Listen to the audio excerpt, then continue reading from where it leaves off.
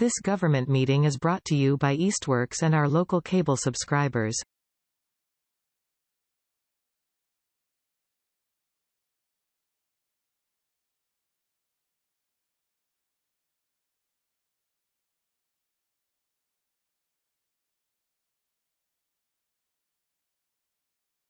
I'd like to call the meeting to order at 6:02. And pursuant to the Governor Baker's March 12th, 2020 order suspending certain provisions of the open meeting law, and Governor Healy's March 29th, 2023 order to extend temporary provisions pertaining to the open meeting law to March 31st, 2025. This meeting of the Park and Recreation Commission is being conducted via remote participation. No in-person attendance of members of the public will be permitted, but every effort will be made to ensure that the public can adequately access the proceedings as provided for in the order. A reminder that persons who would like to listen or view this meeting while in progress may do so by accessing the Google link in the agenda. We will post a record of this meeting on the Easthampton Media website as soon as we are able. So, again, I apologize for that. Thank God I had one upstairs. So I guess first thing we'd like to start is the review of the minutes. Are there any discussion, corrections, adjustments to the minutes from the last meeting? I guess with no one saying anything, I'll call for a motion to accept. Okay, Carolyn, thank you. And a second? Second. Okay, Desiree was the second. Thank you. I will call the roll. Jishva? Yes. Desiree? Yes. Carolyn? Yes. Brian? Yes. And Kira? Yes. And I'm also voting yes, so that's unanimous. Okay, now I'd like to go to the director's report. Before John starts, I welcome anyone that's on, and I don't believe there is anyone. Jones here. Joan's here. Joan for public speak. Good evening, Joan. I am just here to observe. I am not having anything to speak. Thank you. Thank you. Thank you for joining. Okay, with that, now I'll turn it over to John for the director's report. Okay. Budget FY 2025 Finance Committee meeting is Monday, May 6th at 6 o'clock, conference room 1. Jessica and I just had a quick conference call with Connie Dedham, City Councilor, about starting to look at a revenue share portion and moving forward. Like I said, the budget season's kind of full in, and but getting groundwork set up throughout this summer into the fall before budget season starts next December to get something in place with the city council and auditor and the mayor's office to look at a revenue share. I crunch numbers and vehicle and pavilion rentals and picnic sites, things like that, average about 10 or 60,000 a year that we take in. If we looked at a, say, 25% share, that'd be 15,000. Some of the things that were brought up, and maybe we look at a higher percentage, is, you know, some of the things that were brought up and maybe looking towards programming dollars off of that, as well as equipment and needs for the park itself. So, you know, maybe we look at maybe a 40% revenue share and we chop it in half and use half towards programming and half towards our expense for equipment and things. You know, we're 2.5 months into of having the staff, or it will be 2.5 months of having the staff in before we get new vehicles. You know, they're still driving. You know, 3 people are still driving their own vehicles to do park business. So it's, you know, we to be able to have to wait, and it's been on the docket for, you know, one vehicle has been off the road for 6 months, and to have to sit around and wait, you know, was tough for us to get stuff done. So looking at, you know, a revenue share, and then looking at some kind of split where we could start maybe adding that program position or programming, and then adding our equipment. So that's some of the things that we'll be working on this spring summer season and we'll put something together. Whoever else wants to join us for that small little committee to start putting a plan in place for finance and the city council and the mayor, so they can see where we're coming from and what we've been doing. Okay, Carolyn has a question. Is there anything that we can do as commission members to help push the vehicle up the chain? Would a letter to anybody in particular? I mean, how can we help? So that's my very next topic. With that note, we do have some good news. Just a couple hours ago, I submitted a supplemental appropriation for city council for our 2 new vehicles. So it could take up to a month, 3 weeks or so to get the money. Free cash has been certified. The mayor is signing off on it, the auditor and myself, for the funding of 2 new vehicles for the department. So we do have good news on that front. I did, right after I received that good news, I reached back out to Marcotte Ford, our sales rep over there, to say that after 5 months of going on 6 months of him having vehicles for us, what are the chances they are still there? And secondly, what are the chances, how long does it take to get those vehicles back in stock? So I have not heard back from him. This is all fresh and new, but exciting. It's been long overdue, and I'm trying to temper my excitement to once it finally gets approved and once we're able to order them and get them in place. Okay, Desiree, she's got a question. I just want to clarify, because you had mentioned that one vehicle was kind of out there for a long time, and you just said 2 new. Does that mean you're going to get 3 total, or is this just 2? No, we're getting 2. One, Oh. One has already been off the road. The other one is parked. I think we're going to get potentially a tax credit for the city by turning that one in, but it's parked. And then there is one more, the Maverick, Ford Maverick, it's a hybrid as well, because we're moving all towards hybrid or electric vehicles within the city. That one is backlogged so far beyond belief, but we're still, the salesman knows when that one comes available, and that one's much cheaper. That's for less than 30,000. It's a smaller truck, but it's something that would be a good daily driver for doing stuff around the park or going to get parts, things like that. So John, so that one's still on the docket. So we're getting 2 full-size trucks, and then there's that third one still.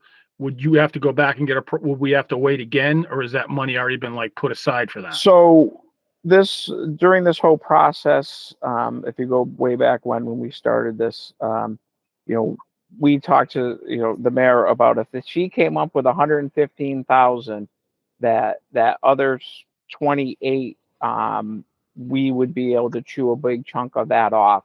So it wouldn't be it'd probably be a small ask for city council. It wouldn't be we're not going to ask for 28. We're going to use perpetual care money with the cemetery and our other funds to try to maybe only ask for 15, half of that money for the next one that comes up. So that's not part of this one though. Okay, Kira, you're up. So I heard you say that there are park employees that are using their own vehicles for doing the job that they need to do for the city. My first question is, are they being compensated in any way? Is their mileage being compensated? Okay, so no compensation. My second question is, they haven't asked for any. They don't care. Well, that's very kind of them, but yeah, I agree.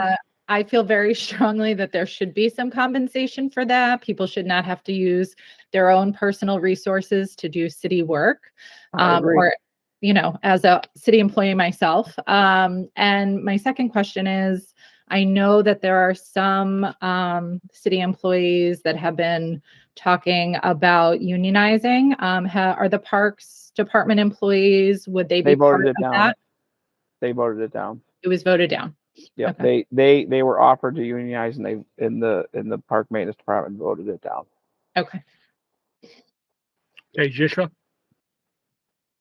Yeah, I just wanted to echo Kira's sentiment around like compensation for the park staff that are using their own vehicles. Is there, I know we get some portion of money after I get, okay, so my question is like currently I know that the most of the budget for this current year has been like earmarked for specific things. And I remember you mentioning there's like a small fund for like of not the revenue that gets generated, but there's like a portion that is the Parks Department is able to keep. Is any of that money able to be used to like reimburse folks for mileage in the meantime? Potentially, it really comes down to like in the middle, like first week of June is when I really know what we have left. If there's anything available for something like that. It's just I have a different crew down there. They they really care about the parks and their job, and it's a wonderful thing. But yeah, I agree. And if there's a way we can compensate them at the end, with the mileage reimbursement, we will for sure. But they And are they being asked to keep track of that information for June in case that's possible? No, I've asked them. They truthfully, I think they like being in their own vehicle, and because all their own tools, they have tools and they have everything they need for the day. And and if they didn't, I don't know, they would just. It's different employees that I have. It really is, and they're wonderful. It's wonderful to have folks like that. Okay, Carolyn? I think just circling back on the exact same topic, I think that it's important though, sitting on this commission, I'm not comfortable like knowing that these employees are using their own vehicles and that they're not being like that we're not advocating for them to get reimbursed. And I think that the city, I mean, there are a lot of things that happen in the Parks Department that should never have happened relative to overtime with summer teen staff, things like that. And I think this falls into that category, and it makes me nervous. And I just think, if there's a way for us to just move forward and get that information and make sure that these people are being reimbursed, I think that's the right thing to do. I don't know how everybody else feels about it. And I think the fact that they are not asking that's great. But that doesn't change the fact that they should be compensated for the use of their vehicle. They shouldn't have to ask. That should just be part of what happens when they're asked to use their own vehicle, And I know you're not asking them, John. Yeah, I agree, and I've told them to, go down and fill up, down at DPW or whatever, but you have to have a code that matches the license plate to fill up a vehicle. So, which their vehicles don't match with the current, codes for each one. So, you have to log mileage and everything. So it's, it's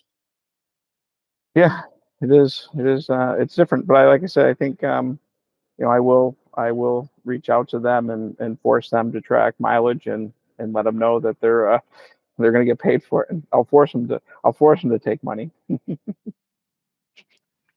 Yeah, John, at the very least, if they record the mileage, they can write it off on their taxes, but they just have to be specific. So yeah, at the very least, they should be doing that.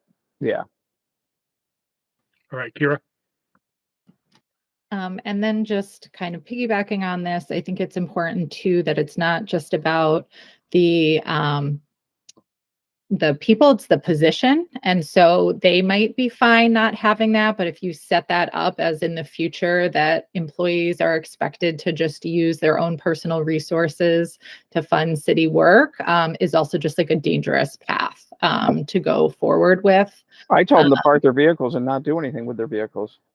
Yeah, I and did. But they it just sounds don't. like we're in complete agreement, and I understand that they, but you know, they have a certain mindset, and I appreciate that.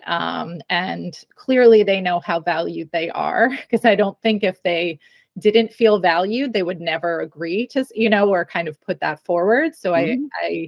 I think it speaks volumes of the way that they feel about you as the director and the work that they do. But like Carolyn said, as the commission, I think it's like our responsibility to make sure that employees are paid fairly, I will, regardless Mr. of if Arm they're for part of mileage. I will take care of it.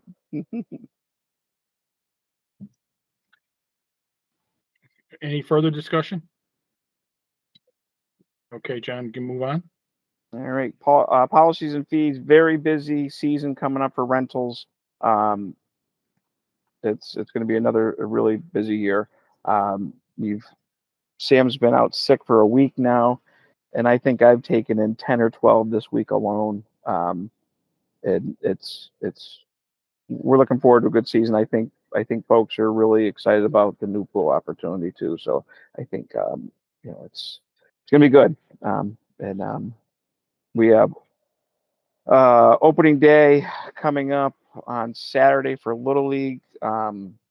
This is where we just hand out information only for season passes to get folks. A lot of folks have started to come in on that, but just to hand out information that day.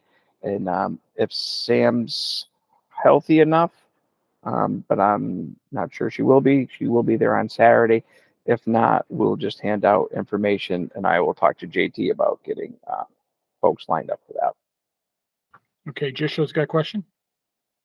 Yeah, and I apologize in advance if these are questions that we've already like kind of gone over. I think as I've gotten more and more used to being on the commission, I'm trying to retain more and more of the information that we've been like discussing. But I know in past conversations we've talked about a large number of the rentals that happen every year are folks that are like regularly annual, like folks who book space annually.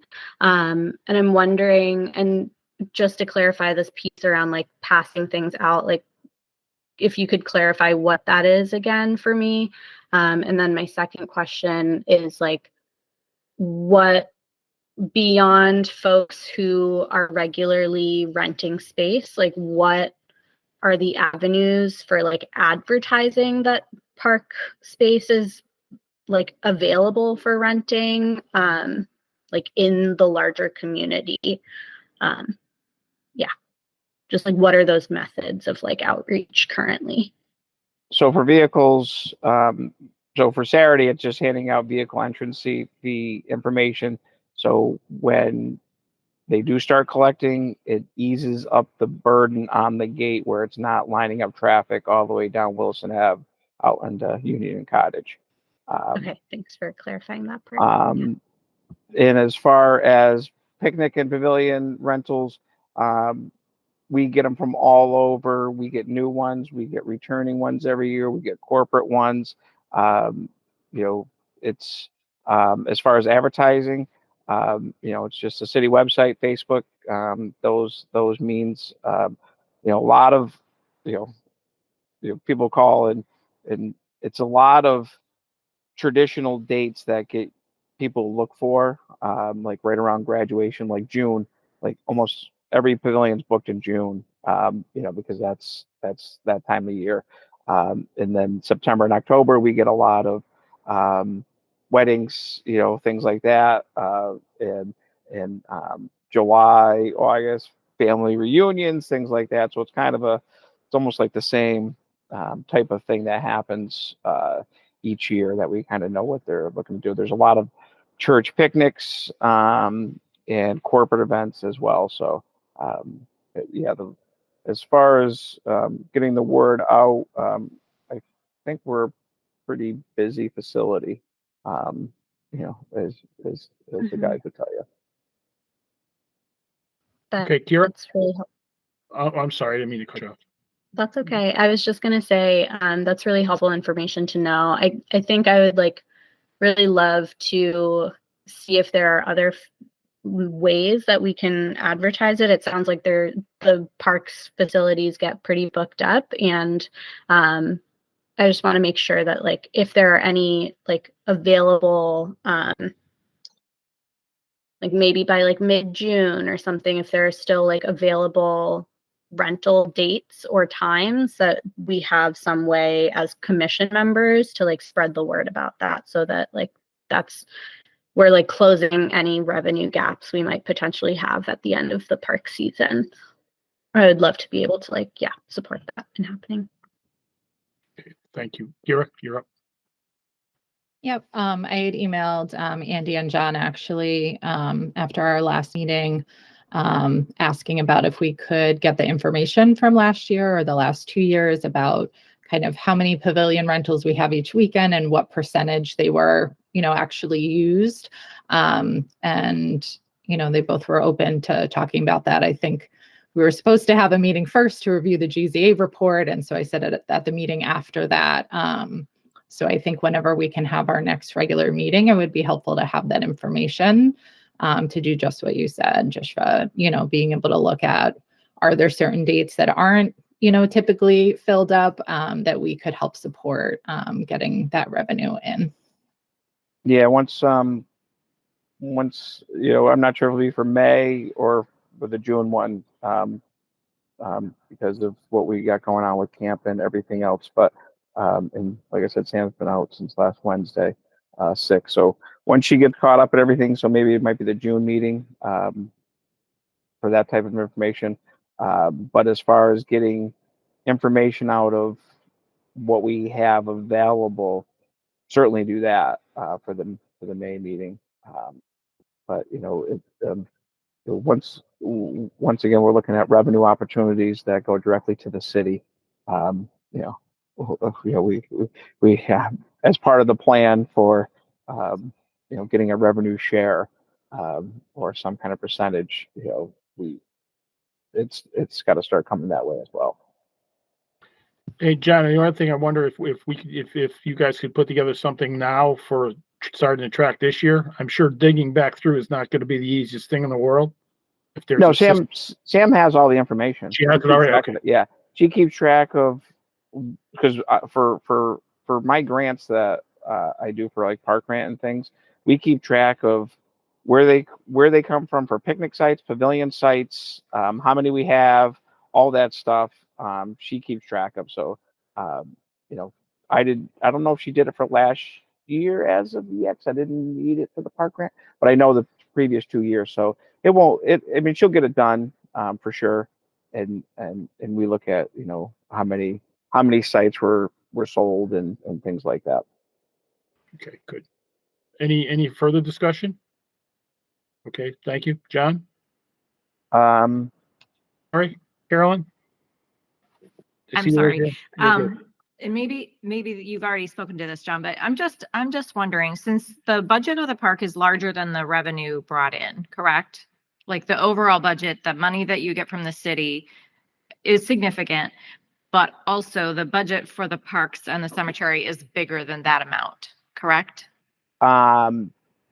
Yes, because of the staffing line, but when it comes to expense line, no, we turn more back to the city than our expense lines for all departments combined. So my question would be, what would the downside of, because I've heard you say this a few times, and just from my own business experience, the more skin in the game, like the better. And so what downsides do you see of asking for a higher percentage or 100% where you're offsetting your own budget requests versus turning over only 40% or 20% or whatever the conversation's been had? some of the things like the cemetery revenues are in there, and that's a city obligation. So that's why I left that out of there as looking at it as a revenue share for that. And I think the pool is similar to that we have a obligation to, and it's expensive to run the pool, where I have no problem giving that money back. It's the vehicles in the pavilion rentals and picnic sites. Yeah, that's where the big burden is on the staff, and that's where where the revenue share portion can come from. And whether it's, if you want to, I'm all for asking for higher and then get beat down on the percentage for sure. I just know that the city, they rely on this funds. I mean, there's no bones about it, that they know what I tell them what we're going to turn over. I project it out for them on a yearly basis. Like, this is what you can expect from the Parks Department. So they look forward to it. They know it, what's there. So it's getting everybody on board to look at a revenue share. I know there's some city councils definitely that are fully in favor of this, but it's getting everybody on board. And I'm all for asking for a bigger percentage for sure. You won't see me argue. Well, because that. I mean, it would offset. I mean, at the end of the day, the revenue that you keep offsets the ask from the city, right? Yeah. I mean, not dollar for dollar, but in the big picture, I guess it's just the way it gets laid out, right? So that then the staff feel more in control of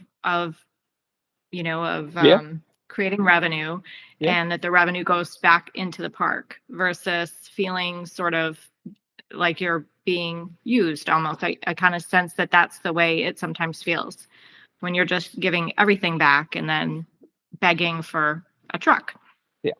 Yeah. It's definitely a conversation. I'm a little leery because when you start saying you'll take the COVID year, where we didn't have any revenue, and then they turn around and say, well, guess what? You said you're going to be 100% sufficient on the revenues that you did for vehicle. So if we're a portion, we still have skin in the game. The city still has skin in the game, and we're all working together to raise revenues. And when we do better, they do better. Everybody does better. So I think coming up with a percentage that still has them in it, I think is important. That way, we're not left with 100%. And sometimes, some years it might be 100% of nothing. You never know what comes. Who knew what we were going to be shut down for a few years? Any further discussion? Okay, John. Capital improvement. So the pool project. I had 3 contractors in yesterday, all doing their thing. We're at a real time crunch, and it is like the next 3 days are like paramount important. I got to say this publicly, is Dan Whiteley from Whiteley Electric has been amazing, because some of the time frames, we're in charge of the electrician piece of this, and the time frame that they're giving Dan to show up, and the wiring inspector for the city as well, Jim Fisher, has been amazing and available. I reach out to them and let them know, this is coming on Friday. Can you guys rearrange your schedule? And they've been wonderful about getting our piece of this project done in a timely fashion. But we're like, Friday morning is going to be a zoo. I have the contractor finishing up.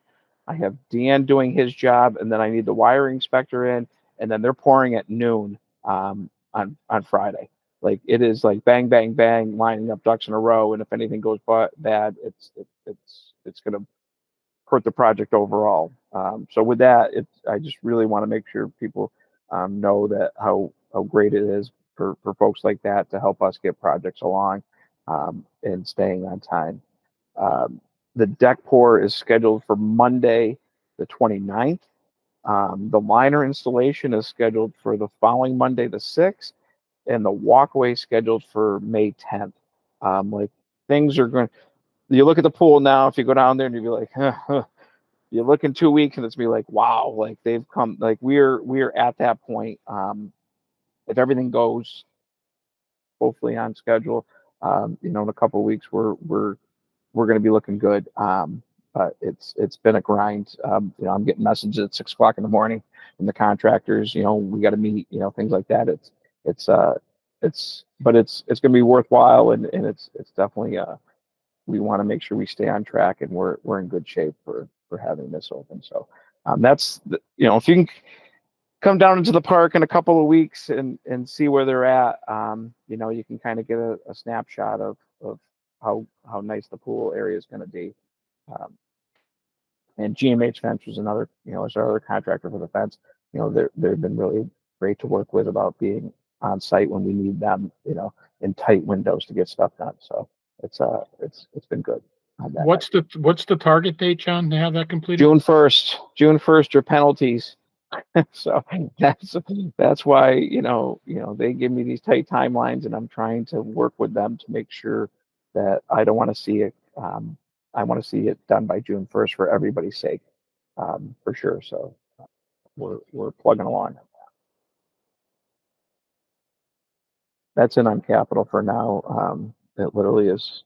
Kira has got my full attention. Sorry, 1 second. Kira, go ahead. Yeah, I just wanted to follow up. Last time, John, you were saying there was going to be the kind of like unveiling, and is that set at this point or? Not officially. So I talked to our DJ, he about being available on the 20th of June, 21st, or the 22nd. So Thursday, Friday, or Saturday.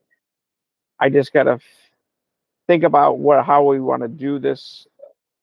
I don't know if I want to have a ribbon opening, cutting event with a DJ and everything, and then have 100 people jump in the pool. I'm almost thinking more of it's a ribbon cutting walkthrough. This is what we've done, that kind of thing. So as I get going on this, because I want to open the pool on the 21st, I'm thinking about Thursday the 20th to be the day. So I guess you want to pencil that in. That is the day I'm leaning towards more and more as I go down this road, to get more folks involved. And so the 20th is my new target date, and then do more of a celebration than actual jumping into the pool. Maybe we'll get Andy to jump in the pool for us as the chair. Anything new, John? Anything?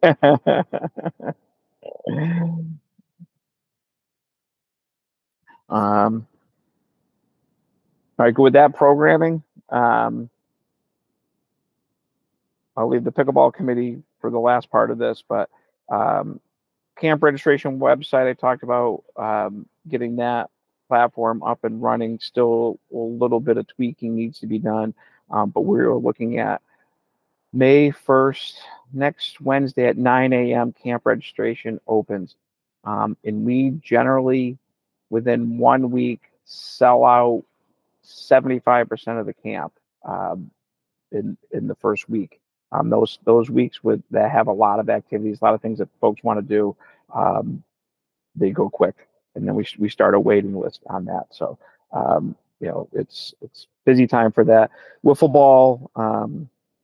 Been working with Eric on rules, and we waiting on a few more teams that said they were getting stuff, so we kind of extend the deadline, but we're looking at starting that up 2 weeks from today.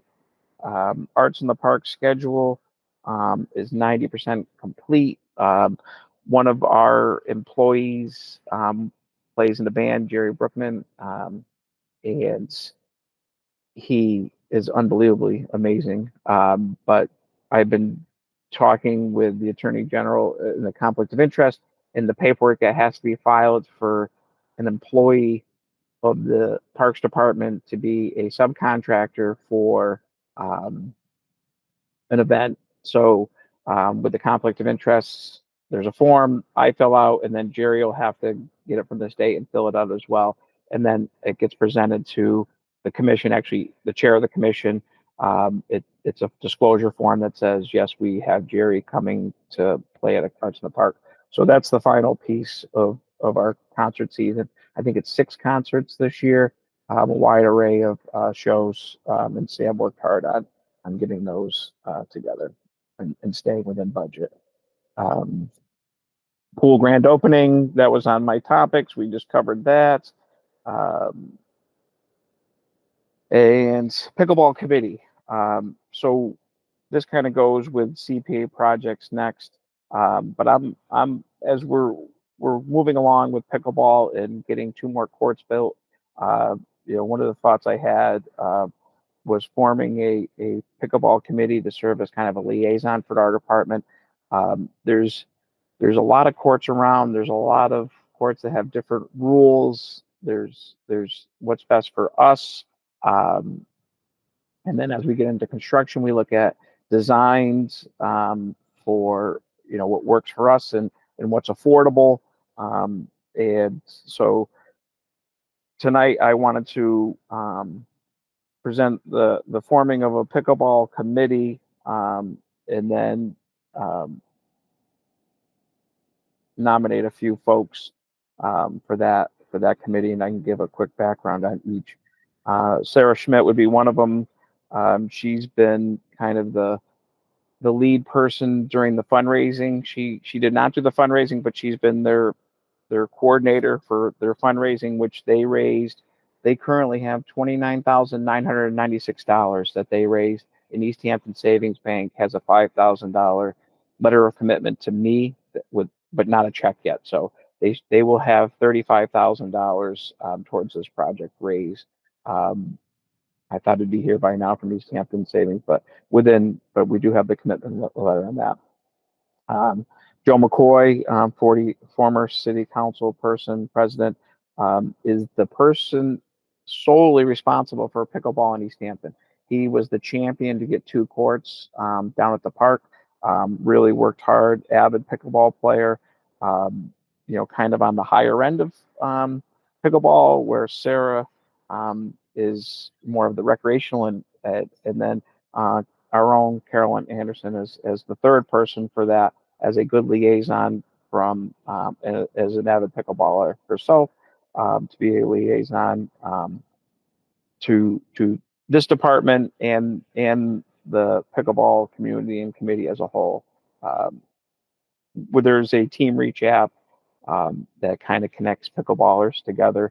I've added Carolyn as a administrator to that, as being a part of the commission and being heavily involved. I think it'll be an asset for us to have her be involved in helping with that. We talk about that volunteer piece, and that's definitely one of them for sure. So anybody have any questions or concerns or thoughts on that? And I'm not sure, I think I mentioned the construction piece as we move forward with Bill Cannon, getting input. These folks have been around, they've been south, they've been all over Western Mass, they have thoughts as well as how we can make our 2 new courts that we want as good as possible for what we can do, and hopefully the numbers aren't like Bill's warning me they are. Oh, go ahead, Kira, you go first. Yeah, I just want to clarify for the notes. I was typing a lot while I was listening. No problem. So the 2 main jobs of this committee would be, 1, to advise on the project in the build of the new pickleball courts.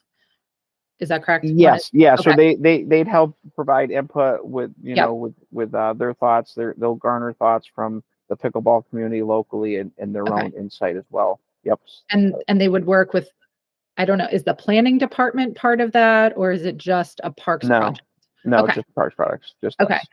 And then the second would be this is where I was didn't pick up all the information, coordinate with other towns around. No, this would be to look at our rules and how we structure and design our open play hours and rules and things like that. Just bringing their insight from other towns, researching what else is going on, and just their own feel for playing at our park ones. There's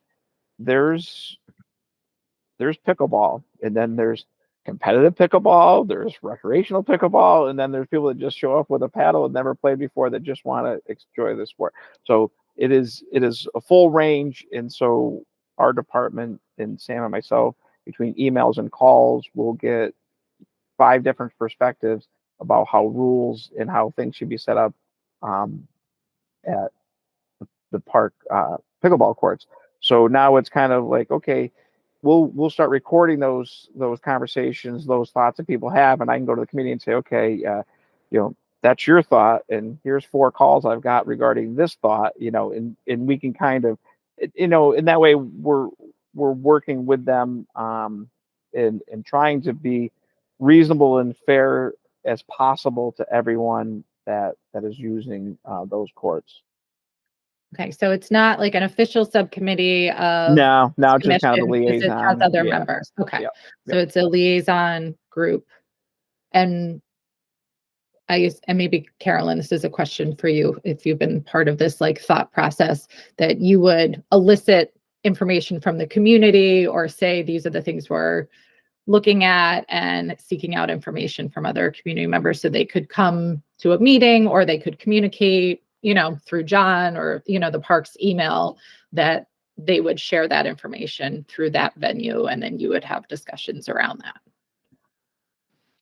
So the thing about the pickleball community is you don't have to elicit any opinions. I was going to say They're very freely shared. In fact, I was at the courts for the first time on Monday for the first open play, and I had, out of the 7 people that were there, and that included me, I had 3 people have very definite opinions about wanting to talk about the rules and whatnot. So the park here, I think that John referenced, but I'm not sure if anybody's aware of it. There's something called Team Reach. It's an app on your phone. Are you familiar with Team Reach? I'm on it.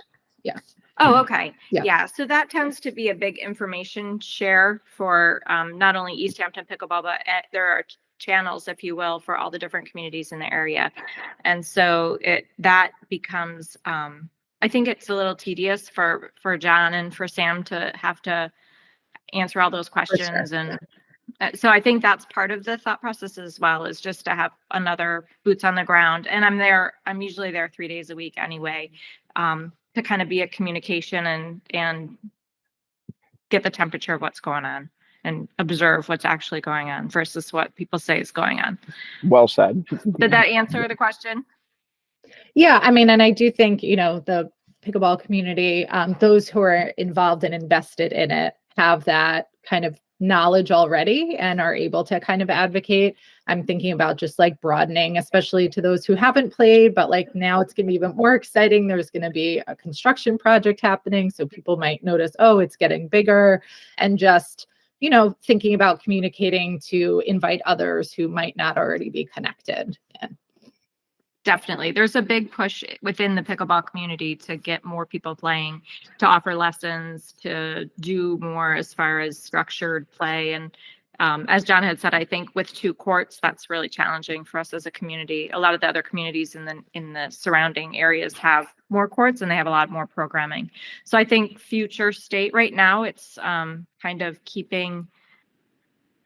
trying to keep everything straight as to when is open play and when is rec play and all of that. And then for future, once the other courts are there, I think then it'll give some opportunities for more programming for more diverse needs. We have talked about lessons, but I think right now there just hasn't been enough court space to really do anything like that yet.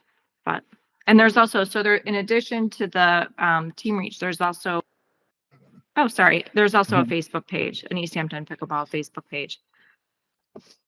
Great. And to piggyback on what Carolyn was talking about, this committee will also be very useful as we get towards construction, as we get closer. They're going to start thinking about, when we have 4 courts, what is it going to look like? Because the structure of how our rules are will change when we get to 4, because that opens up a lot more opportunities for things, programming and other things that are potential. But currently with the 2, it's really tough and challenging for everyone. So yeah. And I'll say one more thing about this, and then I promise I'll let other people share. But I kind of in every committee that I am in, I'm always thinking of how can we collaborate and coordinate with all of the committees and like kind of more efficient and effective use of resources. And think about when there are more courts and after school programming, from Mountain View School particularly, doing after school program. I know that ELF, the Easthampton Education Learning Foundation, they do grants. And so that could maybe pay some of the pickleball community members who would like to not volunteer, get paid a little bit to do an after school program at those courts. Or even I think one of the gyms actually has the pickleball lines on the court, potentially. I feel like I heard someone say that. And so I think when that conversation and when that group's getting together, also thinking about kind of cross connecting some of the other community organizations we have. Yeah, I reached out to Brian Miller, the AD at the high school as well, just to let him know it's on our radar, that we're looking to build 2 more courts, because it is on the MIA's radar to possibly make pickleball a varsity sport at the high school level. So he was excited about that, just to hear we're gonna have a few more courts added. So I have involved the high school on these discussions as we move forward through this process. Going to anger some pickleballers when the high school takes over. I'll tell you right now. Yeah, I know, that's the thing. It's like they're gonna have to share nicely, time. because there's gonna be some space taken for that. The process though will be, I know they've raised funds. Will the rest of it be looking to be coming through the CPA? Yes, Okay. yes, and I know CPA is kind of tapped till July 1st, which kind of sets up well for Bill's timing to get bid docs and plans together, and for us to coordinate. And that's kind of my next topic here. Is I did meet with Bill last week, and told them that I kind of need like to maybe the first week of May or the second week of May before we could circle back and get down on site and start looking at, and one of the things I wanted is make sure we were okay with the pickleball committee as a liaison group, but to get everybody. So I'm in the next couple of days, or early next week, I'm going to get Bill on the calendar with an official date. We'll go down there and start looking at thoughts and dimensions, and if we go this far, if we're long as we're stay within the tree line, things like that, just general things. So that's coming up, but it's really needs to wait another week or 2 before I can tackle another project full on. And parking, don't forget parking. So with parking, I give a quick update on that. I met with DPW, George, myself. We were on site. We talked about actually square footage of materials, how much,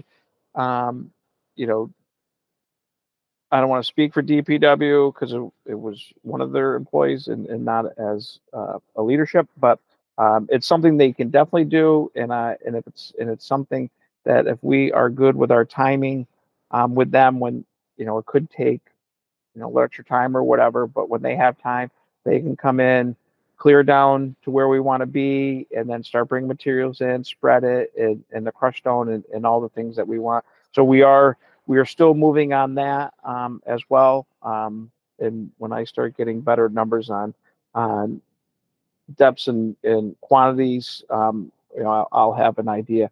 But I'm pretty confident, especially another group, DPW. They've been wonderful to us. They took care of all that soccer field painting of no parking and the lines where they need lines. They also did some other ones throughout the park.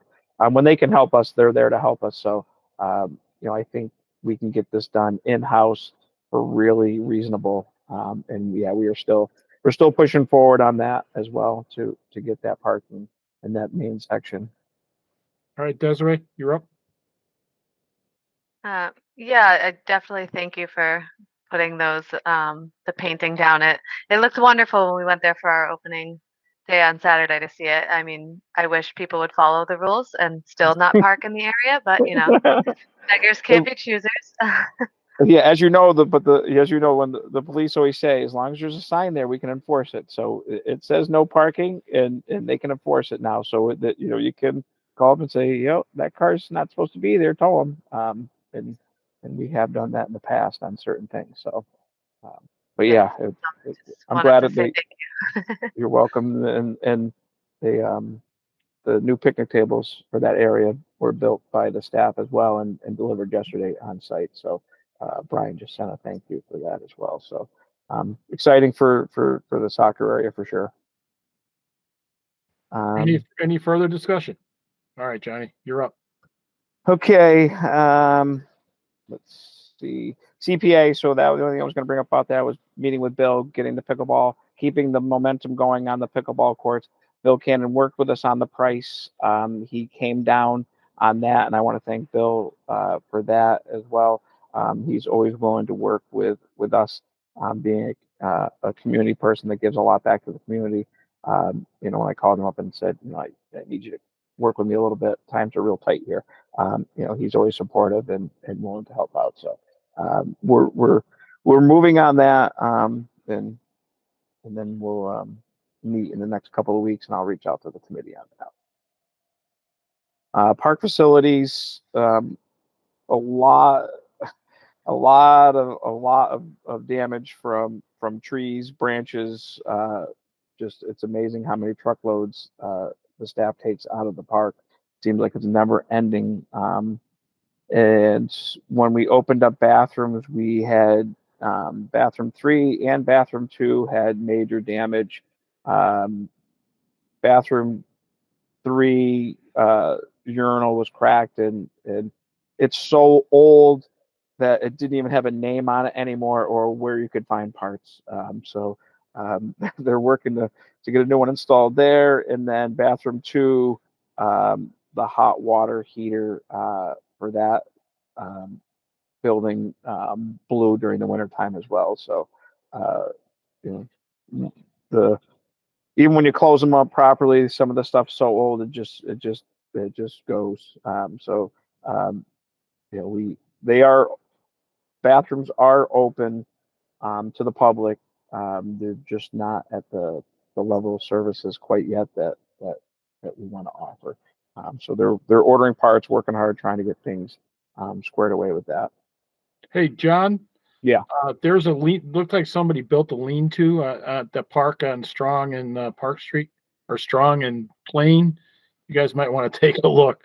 Okay. Somebody's got a lean-to built against the fence. It's been there a little while. You guys might take a ride out, take a look at it. I will make note of that. We did add. We worked with someone. There is a one of those library book exchange things at Millside now. That was placed there. That'll be placed there for the year. Right. Basically, it's on the rail trail side. They reached out to the rail trail committee about placing one, and they wanted to be on the bike path, but in the Millside area. So we worked with them together, and they built a really nice one. It was professionally installed and everything, so it looks good over there. They sent me pictures. They put it in last weekend. It was the anniversary of her husband's passing, so they wanted to get it put in for last weekend, and it looks good. So they did right by that project. So you'll see that over there as well.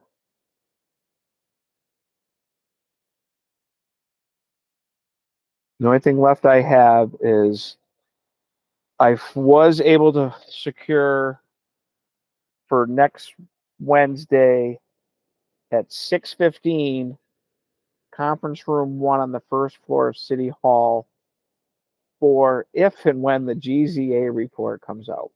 I did get an email from them. They have preliminary designs ready. They are available and planning on being there on May 1st. But I have not seen costs associated with it, the final plans, or anything as of yet.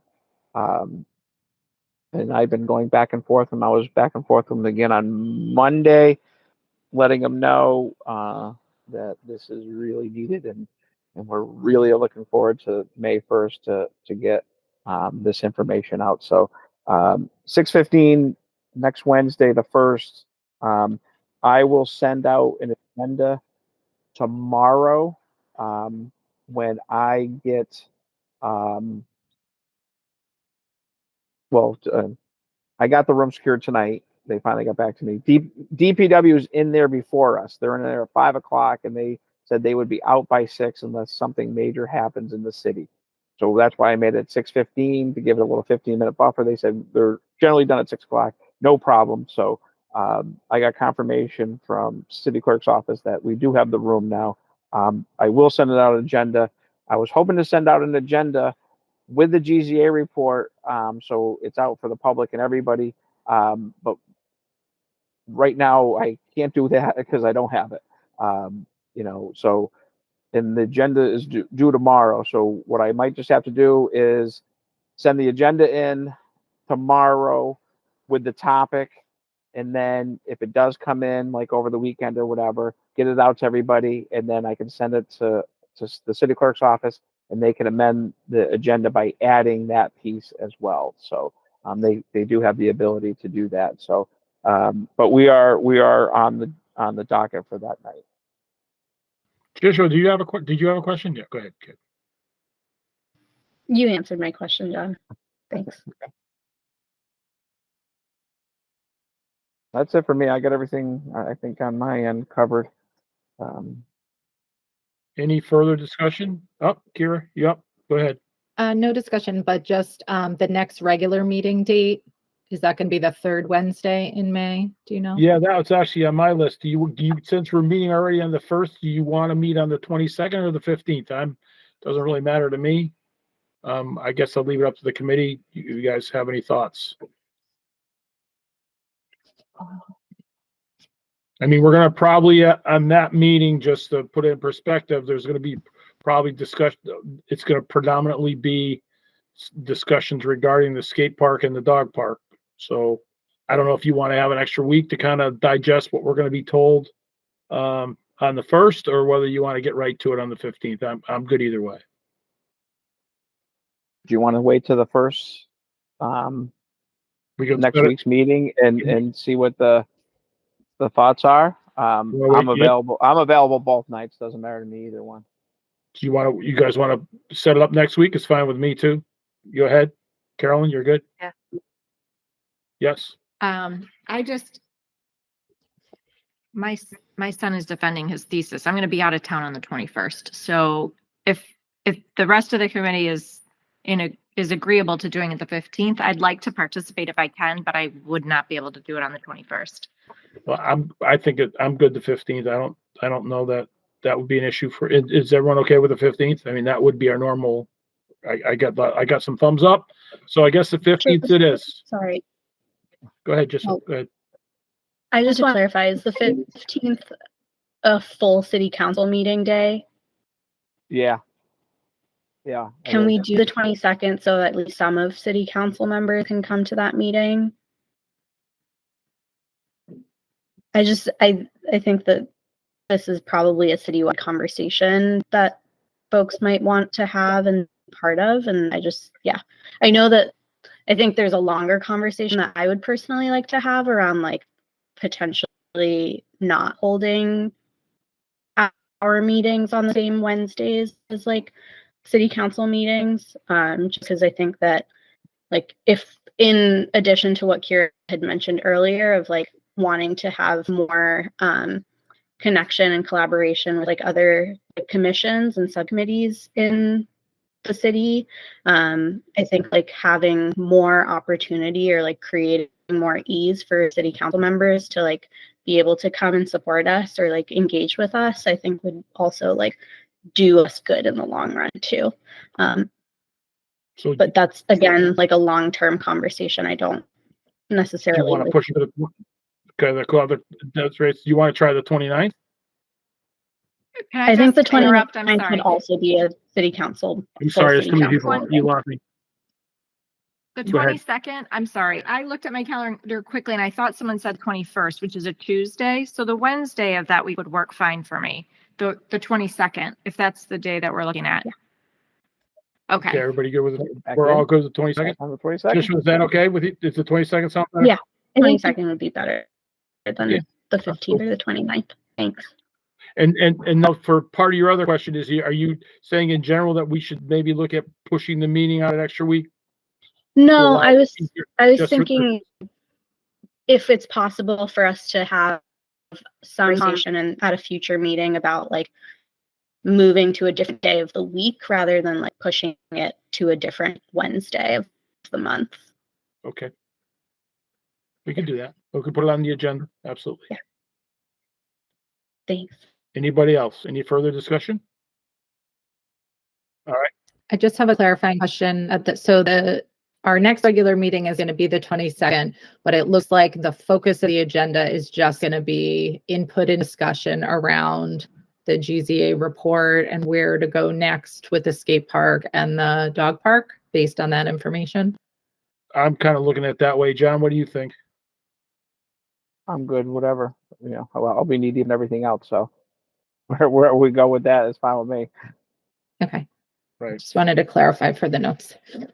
Because I know that originally we had, there's a lot of information that's going to be surrounding both of those. And I don't know that obviously if we try to pack that into one of these meetings, we'll be here till 10 o'clock at night. So, not that I got any place to go, but, it'd be easier if we kind of try to tackle that on its own, that those two subjects have been around for quite some time. And I think it's important that we pay them the whatever attention they need to be paid. So, okay. Okay. Any further discussions? Just circling back to John, when you were talking about the pickleball committee, did you need anything from the commission to move forward with that? Or was that just like sharing information and getting feedback if there was any? I just want to make sure we needed to do anything. They're not going to have any voting ability. Okay. So it's kind of like what, Little League and the soccer, we have a relationship with them at a certain level. They provide thoughts and input. It's kind of just basically taking that model and having them provide input to my office and to as we move forward with things. Sounds good. I just wanted to make sure we didn't end the meeting and then we're like, oh, we were supposed to do something to let that then happen. I didn't want to delay. I make sure everybody was okay with what we were thinking. Yeah, great. Okay, any further discussion? Carolyn, go ahead. Sorry, yes. So just to clarify, so at the next meeting, when GZA comes, what would you expect for us to be? That's going to be a meeting where we're presented with information and the community is presented with information. Is that correct? Yes, we're going to review GZA is going to come in and review their plans that they've put together for both the dog park and or the skate park. With cost estimates. The plan is with cost estimates, but also there'll be representatives there from the skate park committee. And there's just to go back in history, there's a couple locations in theory that have been discussed for the skate park. So I would assume, and I'll say something at the beginning, but we've also kind of reached out to the skate park committee and asked them if they can come in with something to kind of give everybody an idea where the other location is. So that will be part of the discussion also. But again, it's purely going to be information and questions. GZA has already done a soil analysis and everything else at both locations. So it's really, and I'm going to, again, at the beginning of the meeting, I'm going to kind of throw out kind of the ground rules of what it's going to be more questions and answers. It's not going to be a debate as to where everything's going to go. I want everyone to get all the information so they can try to have an informed opinion. And then 22nd, we can kind of get into the nuts and bolts of everything. That's how I'm looking at it. So at the last meeting when GZA came, my perception as a commission member was that there was very strong representation from the skate park. There was very strong representation from the dog park. And there was really nobody from the community that isn't involved in either one of those, but might have things to say about the park spaces that we're discussing.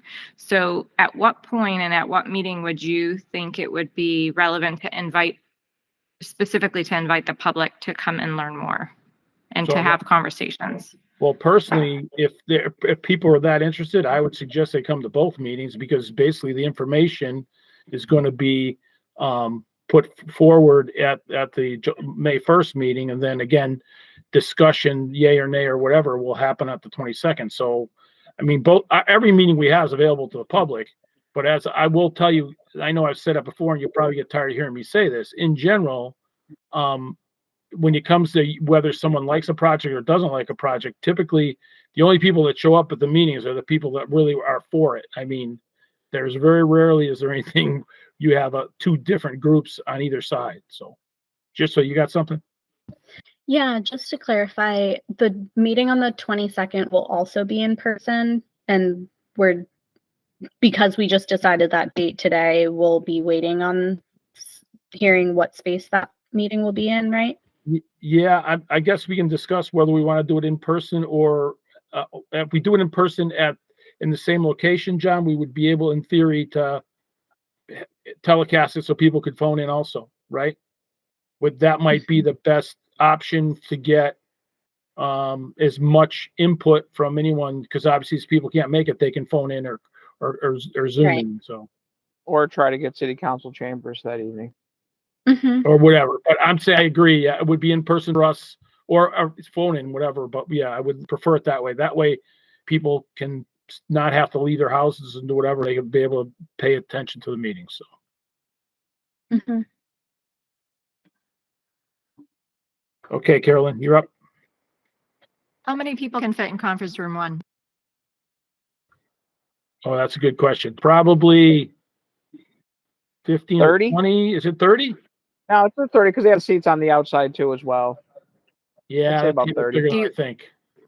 Yeah. Do 30? we feel like that's a big enough space? For next week or for the 22nd?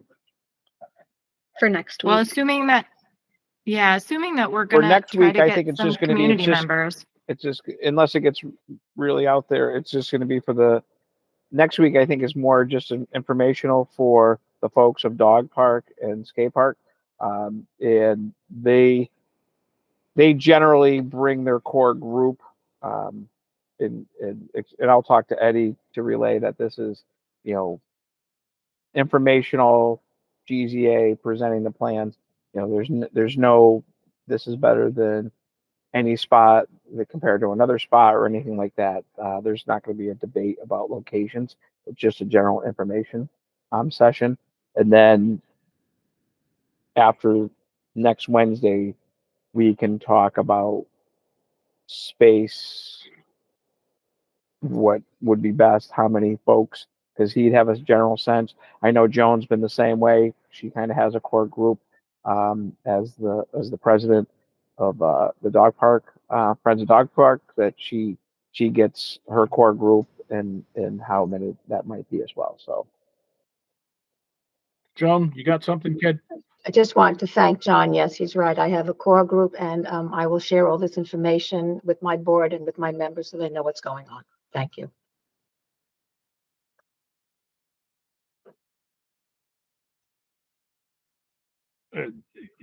Okay, I think I got both. Okay, Yishva, I'm sorry. I think Kira had her hand up first. Okay, Kira, sorry. They're both. It was like right at the same time. Yeah, I think all of us are for like community engagement around this and getting the most people that we can have to share so we know what all the opinions are. And I think, both groups are certainly well coordinated. They have kind of people in charge who disseminate information to their members. But I mean, generally, I think it's certainly available to anyone, any city meeting that's on the website, but I know I'll be sharing it on my personal Facebook page, on like the Easthampton community pages. FYI, this meeting is happening on this date. If you're interested, you can attend. And I also am wondering about recording the informational meeting, especially that way people who can attend or maybe don't want to attend at that time, but are still interested and can see what the proposals and get that information. So that way, if people have feelings about it or thoughts after hearing that information, could plan to come to the second meeting, or could write in to the Parks Department and say, I watched this and these are my thoughts. I can't attend the meeting, but I want to give this feedback. Just kind of my thoughts about getting more engagement. You can record it in that room. Yeah, Great. we do CPA in that room, so everything Yeah, gets recorded. it's recorded. All right, just so you're up. Yeah, I'm glad that we're having this conversation. And I think, to go off of what Kira was just saying, I would love, if possible, to look into a bigger space for the 22nd in case there are community members that we reach out to beyond folks that are involved with the dog park and the skate park that want to be able to attend in person as well as remotely, so that there's enough space and people are able to fit comfortably in that space too. But we'll definitely look at it. Cool. Caroline, I think you had your hand up again. No, you're good. Is there any further discussion? Okay, can I get a motion to end the meeting? Motion to end. I have a motion from Desiree, a second. Second. Okay, wait. Okay, I don't know who went up first. I'm getting just okay. So meeting adjourned at 7:13. Thank you all. This government meeting is brought to you by Eastworks and our local cable subscribers.